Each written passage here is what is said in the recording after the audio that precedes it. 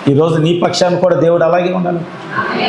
దేవుడు యోసేపును రాజు చేయటానికే కనాను నుంచి తొలగించాడు, అన్నం నుంచి తొలగించాడు, తండ్రి నుంచి అందరి నుంచి వేరు చేశాడు. ఈరోజు అందుకే చెప్తున్నా, వధువుకి దేవుడు తోడవటానికి సంఘశాఖల నుంచి దేవుడు మనల్ని వేరు చేశాడు. హల్లెలూయా. చూడండి, ముగిస్తా. దానియేలు ఉన్నాడు, సింహాల బోన్లో పడవేయబడ్డాడు, కానీ దేవుడు దానియేలు పక్షాన. ఎందుకని? ఆ విగ్రహాలకు మొక్కమన్నాడు, అవునా? ఆ విగ్రహాలకు పూజించమన్నాడు, లేకపోతే దాని దేవునికి అసలు ప్రార్థన చేయొద్దన్నాడు, అవునా? నీ దేవునికి నువ్వు ప్రార్థన చేయకూడదు, నీ విన్నపాలన్నీ రాజుగా చెప్పాలి, లేకపోతే నిలబెట్టిన విగ్రహానికి చెప్పాలి. ఆమేన్. సింహాల బోనైనాను సంతోషముగ వెళ్ళిరి, సింహాల బోనైనాను సంతోషముగ వెళ్ళిరి, అగ్నిలో పడవేసిన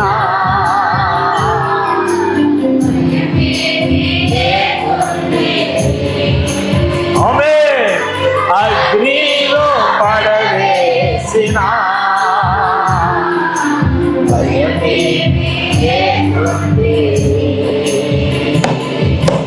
యెహోవా నామము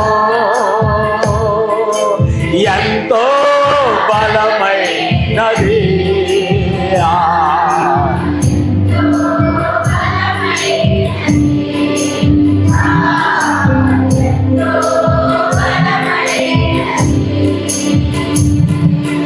యెహోవా నామము నీ ప్రజల పక్షమున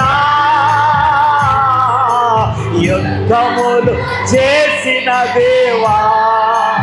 ఆమేన్, ఆమేన్. పక్షమున యుద్ధములు చేసిన దేవా, భక్తితో ప్రార్థించిన హస్తము, భక్తితో ప్రార్థించిన రక్షించే ఈ హస్తము, యెహోవా నామము ఎంతో బలమైనది, ఎంతో బలమైనది, ఎంతో బలమైనది. దేవుడు దానియేలుకి ఎంత తోడుకున్నాడు. సింహాల నోళ్ళన్నీ మూసివేస్తే ఆ రాజు కంట, చూడండి, ఆ రాజు కంట రాత్రి అంతా నిద్ర పట్ల. ఎందుకంటే ప్రజలు చెప్పిన దాన్ని బట్టి లోబడాలి రాజు, అవునా? రాజు అంటే ఏంటి చెప్పండి. నేను మొన్న మీకు వృక్షాల గురించి చెప్పాను. ఒలివ చెట్టు, అంజూరపు చెట్టు, ద్రాక్ష చెట్టు. ఆ మూడు చెట్లు ఏమన్నాయి? అంతకుముందు ఒక మాట ఉన్నాయి, మేము వీళ్ళు చెప్పేదానికి తల విట్టు ఊపాలి, వాళ్ళు చెప్పేదానికి. అదే రాజు అంటే. అందుకే ఇక్కడ అమ్మా ఆమెన్. ఈ రాజు కూడా ఏం చేశారు? ప్రజల మాట నమ్మి దానియేలుని తీసుకెళ్ళి సింహాల పొల్లో పడేశారు. కానీ ఆ రాత్రంతా నిద్రపోలేదు. వచ్చి దానియేలుని పిలిచారు, జీవము గల దేవుని సేవకుడు అయినా నీవు సేవించుతున్న నీ దేవుడు నిన్ను రక్షించగలిగినా? రాజా నువ్వు చిరంజీవి, రాజా నువ్వు చిరంజీవి అవునుగా. బైబిల్ ఏం చెప్తుంది తెలుసా? రాజు కంట బహు సంతోషం, ఎక్కడ లేని సంతోషం అంట. దానియేలుని ఎంత హృదయంలో పెట్టుకున్నాడండి. సింహాల బోనులో దానియేలుకి దేవుడు తోడుగా ఉన్నాడు. సింహాల బోను దానియేలు పక్షాన్ని ఎవరు నిలబడి ఉన్నాడంటే రాజే నిలబడి ఉన్నాడు. ఆమేన్. అందుకే నిన్ను ద్వేషించువారు నీ పక్షం అవుతారు అని దేవుడు చెప్పాడు. నిన్ను ద్వేషించువారు నువ్వు దేవుని పక్షాన్ని నిలబడు, నీ శత్రువులు నీ పక్షాన్ని నిలబడతారు. నిన్ను ద్వేషించేవారు నీ పక్షాన నిలబడతారు. హల్లెలూయా. నిజంగా రాజు ఆజ్ఞ ఇచ్చాడు, సింహాల బోనులో పడవేయండి. దేవుడు ఎంత తోడుగా ఉన్నాడబ్బా, ఎంతగా కాపాడాడు. బయటికి రాగానే రాజే దానియేలు పక్షానికి వచ్చాడు. దానియేలుకి నేను తోడున్నా. ఎవర్రా దానియేలు మీద నింద వేసింది? అయ్యా అది ఆ కుటుంబం, అయ్యా ఆ కుటుంబం. ఎవర్రా దేవుని సేవకుడి మీద నిందేసింది? ఆ కుటుంబం. అయ్యా ఎవరు ఆ కుటుంబం మీద నింద వేసింది? అయ్యా పలానా కుటుంబం, పలాను తీసుకురండి. అందరిని తీసుకొచ్చి ఆ సింహాల బోనులో వాళ్ళని వేస్తుంటే వాళ్ళు కిందకు కూడా వెళ్ళక మునిపే బోనులో నుంచి సింహాల ఆ దారిలో ఉండగానే సింహాలు అంటే ఎంత ఆకలి కొని ఉన్నాయి. మరి సేవకుడిని ఎందుకు ముట్టుకోలా? వాళ్ళ ఎముక కూడా కనబడకుండా ఫ్యామిలీని తినేసినాయి.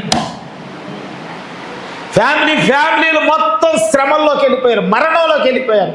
కుటుంబాలన్నీ లోయలోకి త్రోసివేయబడ్డాయి సేవకుడి మీద నింద వేయగానే. మరి ఎందుకు దానియేలు ముట్టుకోవాలి? అంత ఆకలితో ఉన్న సింహాలు. దేవుడు దానియేలుకి తోడుగా ఉన్నాడు.